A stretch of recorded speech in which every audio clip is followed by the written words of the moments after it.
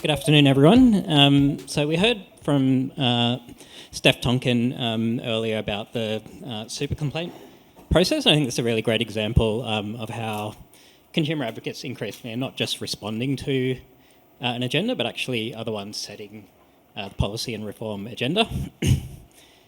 And one of the examples that Douglas and I want to talk a bit about today is the joint work that ECA and the Justice and Equity Centre, along with other consumer advocates, have been doing over the last year or so in relation to the future of gas and the rule changes that we've both put up to the Australian Energy Market Commission on gas network regulation. So between the two organisations, we put up about half a dozen rule changes early last year. These cover things like the burden of costs in connecting to and disconnecting from the gas network, making sure that capital expenditure by gas networks is prudent in the context of the transition, and making sure gas network cost recovery rules are fit for purpose. But really what these rule changes are actually about is making sure that households and small business energy consumers are being treated fairly in the context of the energy transition, the declining gas network, and to ensure that consumers are not left with bearing an unfair portion of the costs as costs and risks as gas networks wind down. And I'll come to you in a minute, Douglas. But just to briefly give some context to ECA's interest in this work. So we've done a lot of work over the years on what is needed to support households through the energy transition. So our Stepping Up report in 2023 was about smoothing the path of decarbonisation for households. And what this showed in a really evidence-based way is that consumers are much better off in the long run through electrification.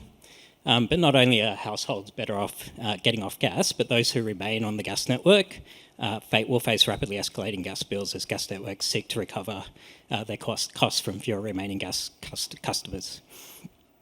So it became apparent through this work that we have this really big looming problem, and the national gas rules don't actually provide a clear way through this, and they're not fit for purpose for a transition where gas use is declining. So what this means is that if we don't do something about this, the costs and risks are going to fall on those least able to manage them, not on the gas networks with billions in assets, but on consumers that face the most difficulty getting off gas, including renters, apartment dwellers, and low-income households. So that was the context for why we put up these rule changes. We've seen a lot of successes already. So our rule change to avoid socialising the cost of new gas connections was approved by the AEMC, and many of the other proposals are making good progress. But more generally, what we've been able to do by putting forward these proposals is to get people, including businesses, market bodies and government, to understand and focus on the role of consumers in the transition and the risks and costs that those households and small businesses are bearing and will continue to bear if we don't make the changes that are needed. So I'll go to you now, Douglas. Can you tell us a bit about how JEC came to be interested in this issue and take us through some of the early discussions that happened with other consumer advocates in developing these proposals? Thanks, Adam. It's probably really timely that we came after the last session, because I think for us it's a really great example of where the community and consumers and the interests of consumers can drive better government responses and can drive the progress that's needed. For us, interest in gas network and regulatory reform is really about the crossover that represents between issues of equity and affordability of essential energy services, and ensuring that the transition is as fast and as fair as possible. And as you say, there was really a clear, from us in our involvement in network resets and a lot of the regulatory processes, was a very sort of strong realisation that the network frameworks as it existed, the laws and the rules, aren't fit for purpose, and that really without the impetus of consumers who have greatest interest in addressing that not fitness for purpose, without that impetus from consumers, that there was a bit of an inertia. So we were really focused on identifying, through our experience in those resets, what are the priorities for consumers?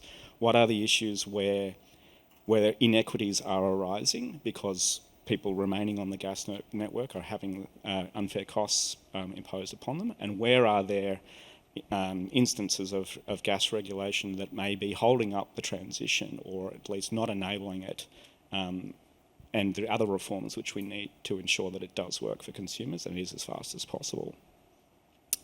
I'm interested in your reflections on the rule change process, because this is perhaps something that has been maybe not utilised as much as it could have been by consumer advocates in the past, but obviously this involved us putting up a lot of joint rule changes. So what reflections do you have on using that process as a vehicle for making changes to policy and regulation? Yeah, I think rule changes are the new black. It certainly seemed that last year there was a huge uptick in not just number of rule changes submitted, but the breadth of people submitting them. And I think I like to kind of flatter ourselves that collectively the consumer movement was at least partially responsible for that, recognising that there is quite a unique framework in energy in Australia, that it is a legal and regulatory framework where change can be initiated independently. And I think, to go to some of Erin's point, it's something that actually empowers consumers and the community to identify areas where the rules do not work for them, and to propose practical ways to ensure that they do. We're very fortunate as a community and policy-focused legal centre that we had the resources to do some of that analysis. We had the expertise and the long kind of history in energy advocacy to be able to identify the opportunity in the regulatory framework. And I think through our focus on promoting justice and equity in the energy frameworks, it kind of encourages us to look for those opportunities. So I think our thoughts on the rule change process is that I think there's an increasing realisation that while it is an incredibly arcane and in some cases inaccessible process, there are some unique opportunities that are offered in it, and that we should be focused on the opportunities that are offered by that, the opportunity to promote independent change, rather than necessarily potentially focusing on the fact that it's updated every week and there are some 10,000 pages of it.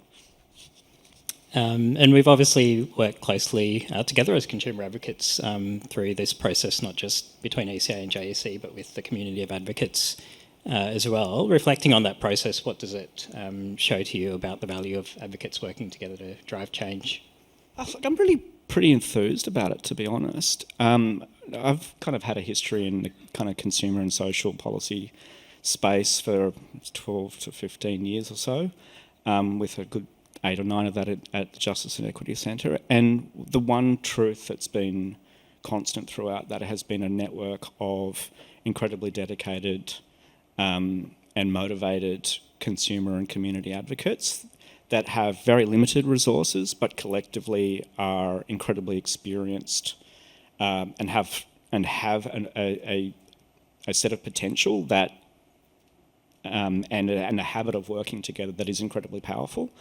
And I think the rule change process and the kind of the cooperation and the way that we identified commonality of purpose and focus, and the way that we develop priorities and the way that we work strategically together, I think is a reflection of something that I've noticed much more broadly, and that I think really enthuses me for the opportunity to do, as Erin has kind of noted, for the kind of consumer and community movement to take its part in really driving the change that's necessary and ensuring that there's not just what I think is the absolutely necessary godlike rule-making process of government over the top, but ensuring that consumers and the community are holding government to account and guiding them as to where they need to be setting those rules and how they need to be making that system work. So I think my reflection is that when it works really well, cooperation of the consumer and community movement is really about making the most of the resources that we collectively have. And maybe it's just because I had 5 weeks off over Christmas, but I'm really enthused. It's a good note to finish on. Thanks very much, Douglas. Thank you, everyone. Thanks.